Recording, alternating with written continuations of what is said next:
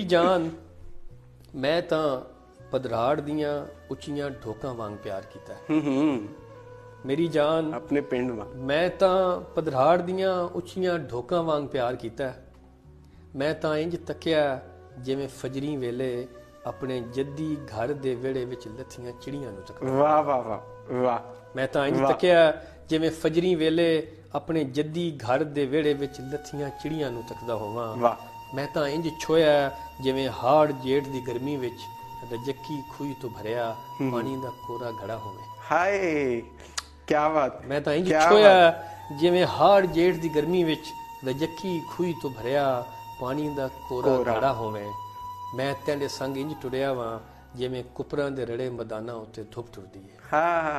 ਹਾਂ। ਮੈਂ ਤਾਂ ਆਪਣੇ ਦਾਦੇ ਦੇ ਫੋਟੋ ਵਾਂਗ ਸਾਂਭ ਰੱਖਿਆ ਤੇ ਆਪਣੀ ਨਾਨੀ ਦੀ ਕਬਰ ਵਾਂਗ ਭੁੱਲ ਗਿਆ।